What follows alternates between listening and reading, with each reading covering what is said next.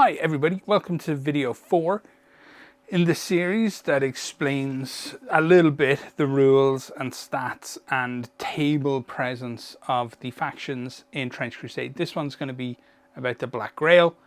I wanted this to go up a little earlier. I'm running a smidge late, so it'll be like Sunday this goes up, then Monday there'll be one, and Tuesday there'll be one, all going according to plan. And then the Kickstarter launches on Tuesday, so there'll probably be a good bit of content hitting the channel on Tuesday. Just take your pick, watch whatever you want to watch. You don't gotta watch everything, it's all gravy. Alrighty, so the Black Grail.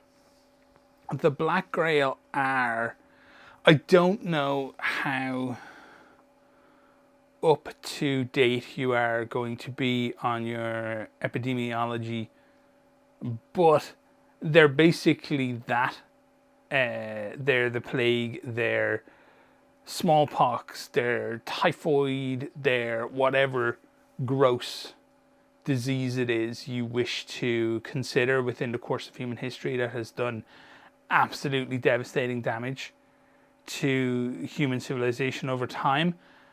That's them. That's the Black Grail within this universe anyway. Essentially they are led by Beelzebub, who is the Lord of Gluttony.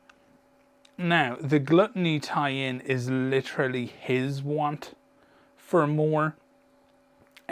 He's an interesting guy, and it's my reading of it anyway is that it is an interesting take on Beelzebub as gluttony, because his primary focus and concern is simply his own want for more, and what he wants is everybody to be infected with the Black Grail, for everybody to be subservient to him. He's almost completely divorced himself from the power structure of hell, despite being the representative, if you would, who's most fit to sit on the throne of gluttony in the court of the seven-headed serpent. He just fucks him off and doesn't care. He's like, I could give a shit about you and your stupid court. He's all about himself.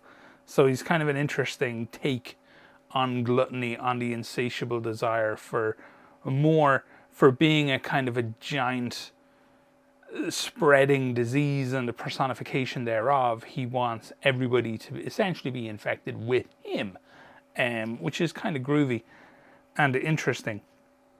I believe the unit design is kind of interesting, and it's causing a lot of people to obviously make connections between the Black Grail and Nurgle in Warhammer 40k. A lot of people show up on the Black Grail content and they're like, oh my god, it's basically just Nurgle. But you gotta understand what Nurgle was inspired by. Like, I struggle a little bit, I'm not gonna lie, with people sometimes where your only point of reference is the one piece of media that you choose to expose yourself to. You have a limited point of reference. So for Beelzebub, I would suggest checking Mesopotamia is a good enough place to start, I believe, and then go from there. Rules-wise, they're kind of interesting because they have unique elements to themselves, and we'll talk about that in a bit, but they have this thing called infection markers, which are kind of groovy and interesting. And overall, how do I want to describe them in my head? Overall, I find them to be incredibly interesting and also not at the same time. They are I would say, the tropiest of all the factions, because this concept, this I'm a disease and I'm going to spread myself and I'm going to infect everybody and everybody's going to be my slaves and my thralls. It's done a lot in a lot of media. It's actually, in the modern age, it's one of the most prevalent interpretations of an evil antagonist you can come across in media. Almost everything is some kind of virus, some kind of disease, some kind of something. It doesn't matter whether that thing is organic or electronic or whatever, but it's always there, right? This idea that a widespread infection can take us out. Like, it's been a big deal for the last few decades at least, like well into the Cold War. it came to great kind of prominence almost as a counter to the idea of like just being nuked from afar. This became the other fear, right? The fear of your neighbor and the fear of your unwitting neighbor doing harm to you. Look, I'm getting way off the point here, but what I'm trying to say is they're really interesting in one way, but in another way they're very familiar. And I don't think that's an unfair take on the Black Grail to say that they do feel familiar. The sculpts are fantastic. I cannot remember how many people have seen. You'll be seeing them all on Tuesday, so just hold on to your asses because some of these things are amazing.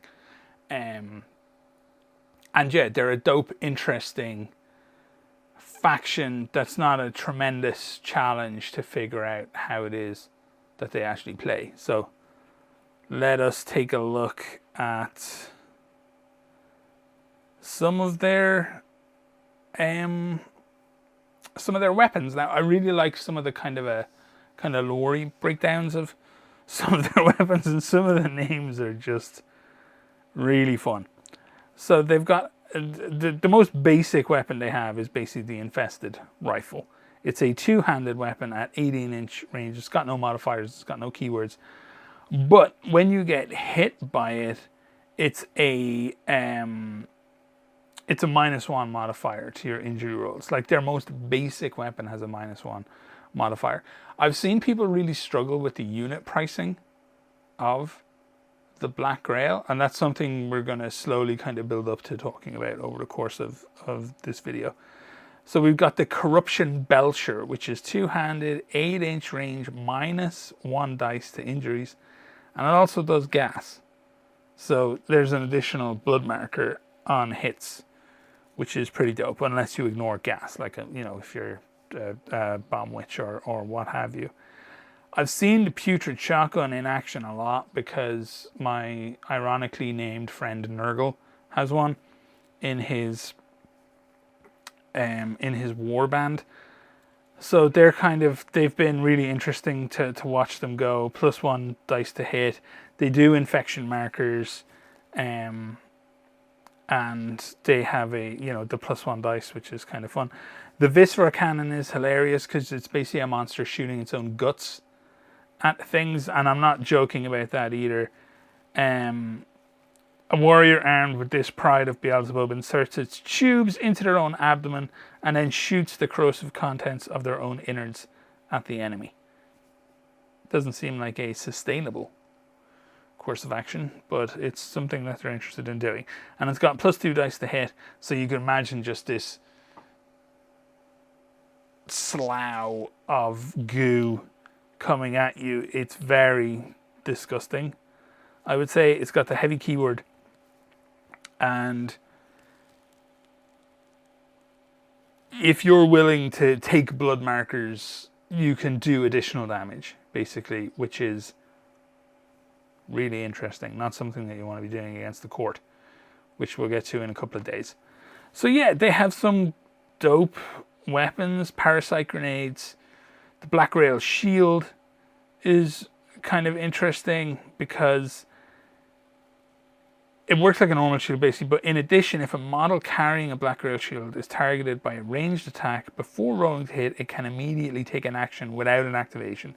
If successful, the ranged attack suffers -2 dice to the roll, determining whether the attack hits. So it's really, it's interesting. It's considered to be a paracausal item that impacts reality around it, which is super dope. Okay, let's get into the units, and we're going to start with a big boy. I think one of my favorite models and character designs in the entire range, just for how gross it is, and potentially one of my favorite units on the field. I don't know if a lot of people know just how scary this thing is and just how demanding it is. Yeah, so I've really learned to put a lot of weight on the idea of demand, like forced disruption amongst your enemy's plans, and you have no choice but to react to the Lord of Tumors. So this guy costs 130 ducats.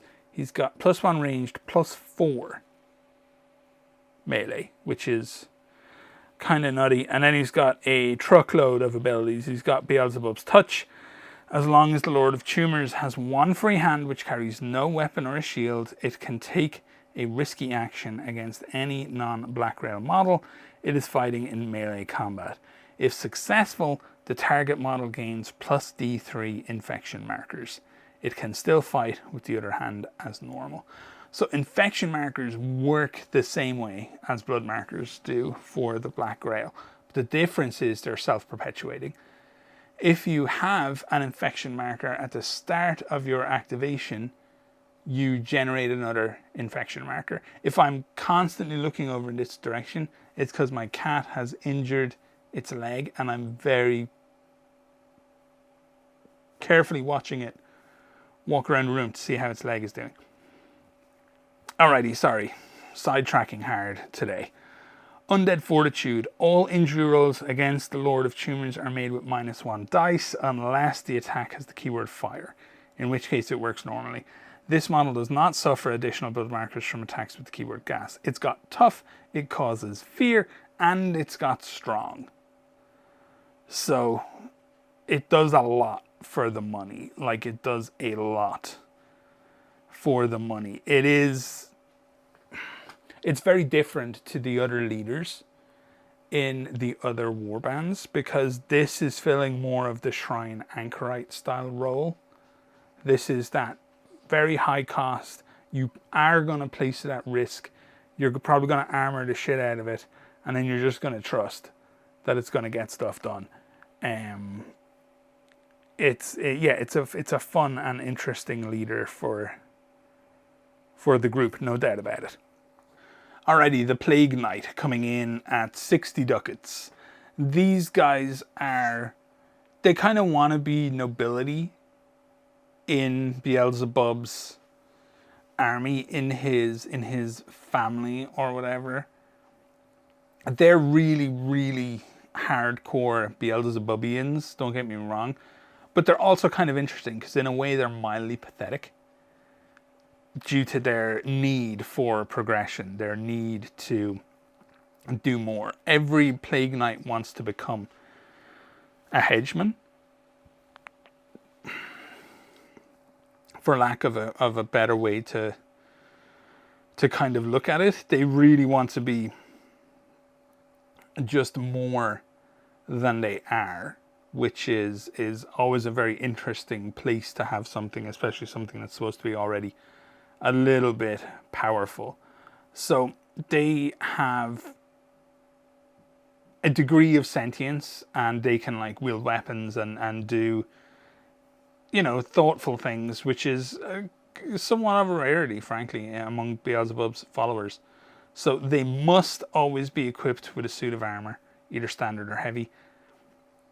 They have +0 ranged and +2 melee dice and a 6-inch movement. They've got Undead Fortitude as well. So all injury rolls against them are -1 dice, unless it's fire. So if you are going your House of Wisdom, if you're running lots of alchemists, you're playing them into Black Grail, you want those guys to be doing fire damage, basically, because that's what's really going to get the work done here. They cause fear and they've got strong. This is a kind of a consistent tale of the Black Grail. They're consistently getting extra things. You can't compare Black Grail to other units within their own army and decide that they're overcosted. You can only compare them to things outside of their own army and decide if you think they're overcosted or not.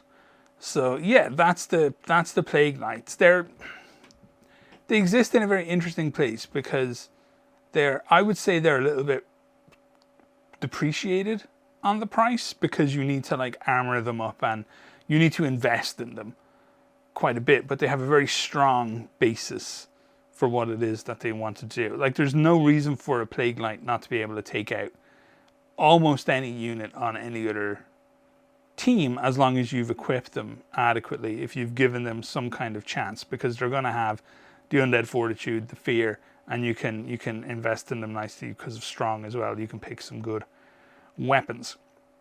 Alrighty, the Corpse Guard. The Corpse Guard, 6-inch movement, +1 dice in melee. These are kind of interesting guys. They're the strongest, toughest humans that pledged themselves to Beelzebub. The guys who can really like take the heat. They get smacked with some serious iterations of the Black Grail, and it turns them into these Corpse Guard, these incredibly physically tough guys. They're infected with like a tick. Basically, it's one of their abilities. Parasite Tick. If a Corpse Guard causes a blood marker or an infection marker on a creature without the keyword Black Grail in melee combat, the Corpse Guard can remove one of their own blood or infection markers. So, pretty dope. You can put that Viscera Cannon on these guys and just kind of battery it out. As long as they're inflicting, they can get rid of the ones that they're trading. So it's pretty interesting. They do have Bodyguard. Now this is a much better use for them. They have Bodyguard, so any Black Grail model within 1 inch of the Corpse Guard is hit. You can choose to redirect the hit to the Corpse Guard. So you give these guys Bodyguard, you give these guys the Black Grail shield, and suddenly you have a serious problem trying to remove whatever it is they're bodyguarding. They're very good. They also come with Undead Fortitude, and they also cause fear. So the only thing in my view that stops these guys being completely runaway overpowered is they don't have strong. If they did have strong, I would consider them to be, ducat for ducat, the dummiest unit in the game. They would just be so stupid. They would run away with games, no problem. So just keep that in mind. Alrighty, the Hounds of the Black Grail. Now, I seem to recall these guys coming up in conversation on the Discord and people kind of giving out about the base size, but I disagree with the complaint in general for the cost of them. They're 55 ducats, 8-inch movement, +1 melee, 0 armor, and 30 by 60 millimeter base. Oh, it wasn't. It was the model size that people were giving out about because they thought it left them exposed. And that's what originally kind of fed me to think that maybe we're thinking about trench sizes wrong, which if you saw the official trenches that were put out the other day, I think we were all thinking about them wrong because these guys can easily hide in a trench. So they've got Undead Fortitude, Frightening Speed, and Fear. These are basically dogs. They infest dogs. It's the saddest thing in Trench Crusade because everybody loves dogs. But these are very specifically dogs that have been infected with the Black Grail, and rather than succumb to it and die, they become these hideous hounds that go around spreading the Black Grail everywhere. They've got Frightening Speed, so they take a dash action with +1 dice, and they also cause fear. These guys are designed to really mess with units that cost a lot more than them. In my opinion, in my estimation, they've got that 8-inch movement. So they'll be like 16 on a dash. They've got the +1 dice to dash, so their chance of success is high. They've got +1 to melee, so they've got just good enough melee to be an issue for whatever they get. And if you're facing into a Bomb Witch, maybe 2, maybe Sniper Priests, things that want to be far away, this is the thing that's going to get to them essentially the quickest. And it's the thing that has just enough stats to beat them in a melee fight. Like, you're not going to run these things face first into an Anchorite Shrine. You're not going to run them face first into a Werewolf Assault Beast. It's not what they're about. They go up and down the sides of the battlefield, finding the things to take out, or chasing down the things that have become injured and finishing them off, whatever it might be. Then we have the Grail Thrall and Fly Thrall. These are 30 ducats. The Thrall have a 4-inch movement. That's a killer. -1 melee, 25 millimeter base. The Fly Thrall have a 6-inch movement, -1 melee. And where it gets kind of interesting for them is in the Overwhelming Horde. For each friendly Black Grail model within 3 inches of the Thrall, it gains +1 dice to its melee attack rolls. up to a maximum of +4 dice. So you're basically just going to be mobbing enemies. That is what you do. You mob enemies. Because you're going to be in a mob, you might suffer some attrition turn by turn, but the point is to arrive at the same time that things are really heating up for your stronger units and turn the tide, turn the battle. If you've got a Lord of Tumors that is stomping around over here, and you've got a Plague Knight that's doing stuff over here, and they arrive with the Plague Knight, you're getting the +1 just for the Plague Knight being there. You might have +2 or even 3, depending on how many show up. There's a lot of stuff that can be done. Once again, they come with Undead Fortitude, making them reasonably tough to get rid of. They also have Fear. This is probably, I think, don't quote me on it, this might be the cheapest unit in the game to cause Fear. Which is, that's no joke. So, I think they're overlooked in how effective they can be, and I think they're played often poorly. People consider them as chaff instead of considering them as a wound count, as one big unit, which is really the way to think about them. Move them as a group. There's only so much damage you can take. If people really are focusing on trying to get rid of your 30 ducat thralls, even if they're succeeding, it's better than them lamping a bunch of damage into your more expensive units, which you can move into better positions. So yeah, I really feel like they're underplayed and underutilized a little bit because folks just treat them as expendable. Whereas if you actually put a lot of tactical demand on the impact they can have, it can be really good. Like, they can be a very effective unit, which is pretty dope. Okay, the Heralds of Beelzebub. These are just like big, disgusting, flying, horrible scum monsters. There's not a huge amount to say unit to unit about what the Black Grail actually are. They are infected with a horrible disease, and they are manky, disgusting, vile creatures. That's their raison d'etre. So they all kind of fall into that function. These guys, once again, have a lot of abilities. So they're 50 ducats. They can move 10 inches. They got +0 dice range, +0 dice melee, 40mm base. Surprisingly big models. I was quite surprised by the size of them, if I'm honest. They have an infected proboscis. Heralds suffer no penalties for fighting unarmed in melee, and they cause infection markers with their unarmed attacks instead of blood markers. If this attack causes an infection marker on any enemy without the keyword Black Grail, the Herald can remove one of their own blood markers. So yes, once again, another unit that's just annoying to get rid of. You can give them Maddening Buzz for +10 ducats, you're limited to 1. Every action taken by a model without keyword Black Grail within 8 inches is considered a risky action. That's crazy shit. These are like a giant disruptor that you can fly somewhere really annoying and essentially shut down the probability of success for any unit close to it. Because no matter what you're doing, like literally it just says, every action taken by a model without the keyword Black Grail within 8 inches of a herald is considered a risky action. If you fail a risky action, your turn is over. So even by trying to do the most basic of shit, you're risking your turn being over. It's infuriating. They're very, very high value things. They've got Skirmisher.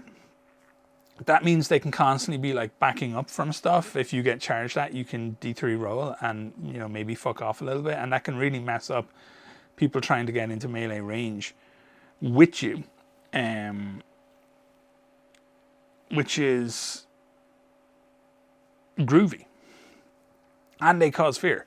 So once again, another, I think, kind of stacked unit for abilities, for passives. It does a huge amount. And then probably my favorite unit, I think, in the entire Black Grail for how it looks and the vibe in general, the Amalgam. So what the Amalgam is anywhere there's human flesh, which is everywhere. And if the Black Grail is present, there is a chance that an amalgam will form. So it can be a bunch of dead bodies. It can be still living, unfortunate people. It could be in a field hospital. It could be in the trenches whilst you're fighting. Like you can be, you're New Antioch and you're scrapping it out against the Black Grail, and suddenly your dead mates start, morphing and running together, and just a real nightmare shit. And they don't stop. They don't care. They just want to drag more flesh into the beast, as it were. So this is kind of cool. They're 150 ducats, right? Don't get me wrong, they're expensive. But the amalgam has 6 functional arms. They can carry 6 one-handed weapons or 3 double-handed weapons, or any combination thereof, as long as the 6 arms can carry them. The amalgam uses the Black Grail equipment list for weapons, so that's great. Each count as a separate action, and they suffer no offhand penalties in melee. The amalgam cannot benefit from shield combo, so you can't stack shields, basically. You can only carry 1 trench shield. You can't carry grenades. Imagine running and throwing 6 fucking grenades. Like, people would try and do that, so Tuomas was correct in cutting that off at the pass. So abilities, corpulent, and amalgam is a vast bulk of diseased flesh and is extraordinarily difficult to kill. All injury rolls from any source against an amalgam suffer a -2 dice penalty. They have tough, so even if you get them out, they're, essentially you got to get them out of there fucking twice. They've got toxic, so they don't suffer additional blood markers from attacks with gas. They've got trample, which we talked about being pretty cool with regards to the Sultanate. Whenever the amalgam is fighting any enemy model on a 32mm base or smaller in melee that is down, it can make a single additional melee attack action anytime during its activation against one downed opponent. Resolve the attack as if the amalgam was armed with a trench club. This attack ignores armor as the amalgam stomps their enemies into pulp. They've got unstoppable, so they can always move out of melee combat with any enemy without the enemy having a chance to attack it. It can use dash, move, or charge to do so. So there's nothing you can, the normal melee rules don't apply to the amalgam. The amalgam goes where the amalgam wants. It's Dr. fucking Mundo from League of Legends, if any of you have tortured yourself by playing that game. And unsurprisingly, the amalgam causes fear. So, overall, just a very slick rule set, very impactful, very strong. A lot of extras on the units that if you figure out how to really take advantage of them the right way and punish your opponent for misunderstanding the situation, I would argue you can give your opponent 3 things they really have to shit the bed about. A Lord of Tumors is something that you really got to fucking worry about and deal with. An amalgam is something you really got to fucking worry about and deal with. And both of those act and have the stat lines and ability lines of multiple units. So you can't just have a single thing giving a shit about them. There's very few units in the game who could 1v1 either of those things. Not without a lot of investment, ducats wise or glory points wise. My cat is back, hence my distraction. They've got the amalgam, which is like multiple units all by itself, and then you can have a plague knight with a corpse guard backed up by a death ball of thrall, and it's 3 very distinct elements that you're moving around that all demand attention. So stick on a hound to just throw questions, give people things they have to think about, and suddenly you're in a really, really interesting place. Alrighty. Let's talk about the warband variants. So Dirge of the Great Hedgeman. This one's really quite cool. They are essentially descended from the Hedgemans, and that's kind of cool. What happens is the Hedgemans go forth from hell after building up enough personal power to become these insanely threatening elements. If you think about like what goes on what is the instigator of like some of the biggest battles, that thousands upon thousands upon thousands of people in units and squads scrapping it out and forming the blooded, pulpy mud of no man's land. It's things like the Hedgemans. They lead like tremendously huge armies. But when they die, their seed, their iteration of the Black Grail is cut off. It's like you died, the ultimate version of you sucked within the grand scheme of hell. So eat shit and wander the earth.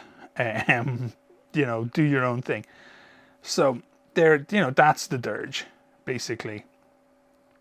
They were once at the very heights of Beelzebubian society and regard, and now they're nothing. Their direct lineage is being cut off, and it's slowly dying out. So they're in small war bands wandering around, trying to infect as many people as possible, trying to keep the memory of their lords alive, and essentially being like massive snot leaky emos about it. But yeah, they've got some cool special rules. So the Executor. The warbands must include an Executor, which Plague Knight stats basically, who has the keyword tough and range characteristic +1 dice, and they cost 80 ducats. The Lamentors. The warband can have up to 2 Plague Knights, known as the Lamentors. They would be the direct Plague Knights of the Hedgeman itself, basically. The Fallen. The warband cannot include a Lord of Tumors or Amalgam. Now, that's the interesting one for me. I really rate those units, but I've seen Dirge do dope shit. So, I don't know. The Lost. The warband may only have a maximum of 2 hounds known as Wailers and a maximum of 1 Herald of Beelzebub called a Weeper. The Bereaved. The Grail Thralls and Fly Thralls of the warband are called the Bereaved. Grail Thralls, but not Fly Thralls, can use ranged weapons, standards, and musical instruments from the Black Grail Armory. They have a range characteristic of +0 dice, and they cost 35 ducats each. Dishonored. No model in the warband may carry the Black Grail shield or Beelzebub's axe, so keep that in mind. And then Hedgeman's Last Blessing. This warband has a Plague Blade limit of 3 and a Putrid Shotgun limit of 3. And then Hedgeman's Will. Using remnants of the lingering power of a falling Hedgeman, any Plague Knight of the warband can command any thrall within 18 inches of it directly. During its activation, a Plague Knight can move an infection marker from any model to play to enable a thrall within 18 inches to use any one of the actions detailed below. With each thrall can only be affected by Hedgeman's Will once per turn, but one Plague Knight may issue commands to multiple thralls during a single activation if all the conditions are met. So they can move, they can do a ranged attack, they can charge, or they can do a melee attack. It's basically just a little bit of free damage, a little bit of probability upsetting that your opponent might not expect. So yeah, they're pretty cool. And they can take Blunderbuss, which is a 2-handed weapon that does 10-inch range and has shrapnel as a keyword. So yeah, that's currently the only warband variant for the Black Grail, but they're definitely an interesting one. So yeah, overall I feel like the Black Grail are another faction.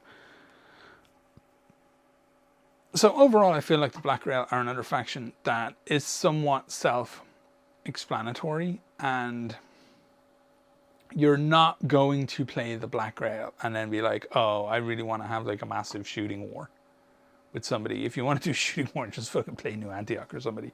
But like you want to load up, you want to be tough, you want to be hard to kill, you want to wander over to the other team and you want to punch them in the throat. And that's it. It's pretty simple, pretty basic. Spread your threats, force confusion. So like never, basically the problem is that you don't want to make it like too obvious as to what your intention is. You kind of want to have multiple probabilities for what you could be doing. You want, maybe you can charge this, maybe you can charge that. Maybe you can do this, maybe you can do that.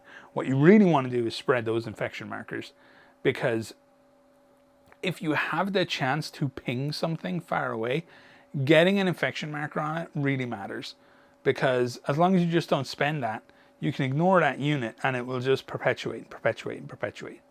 It's going to build up, and by the time you get around to dealing with the unit, it's got a fuck ton of infection markers on it, which makes dealing with it far easier. And they've just batteried up over the course of a few turns while you were doing other things. So yes, I really like the Black Grail. I plan on exploring them a lot when the game launches. There's something about them I find incredibly interesting. And whilst I know they're not necessarily hugely rated by a lot of people right now, for some reason I think they've got more going for them than people realize. So yeah, that's my take on the Black Grail. As far as painting goes, I think the Black Grail can be super fun and really simple. I think it will be a good faction to start with if you are very, very new to this, if you're not quite sure what you're doing painting wise, because I think you can paint them with a multitude of different techniques and it will be really, really good no matter what way it goes. You can do, what can you do? You can just dry brush them without major issue. You can airbrush them without major issue. You can do contrast paints with absolutely no problem whatsoever. You can definitely do a lot of like wet blending if that's what you want to do. Like, you don't have to be patient about the length of time the paint is on there. You can slop on your yellow and then just get after it with the greens and build your blends that way. You can be wild with your color palette. These guys don't have to be, I think a lot of people, because mentally I'm no different. I will lean into a very like kind of a decayed, fleshy kind of a vibe. But why not do purple? Why not do blue? Why not do whatever? Who's to say what the impact of being infected with a Black Grail can actually have on the color of your dermis? So yeah, really kind of fun and interesting warband. I suspect this warband will actually have the least amount of interest, so I'm really curious if you're planning on playing them and if you like the Black Grail, sound off in the comment section because I really want to hear from you. So yeah, that's it folks. More videos coming extremely soon.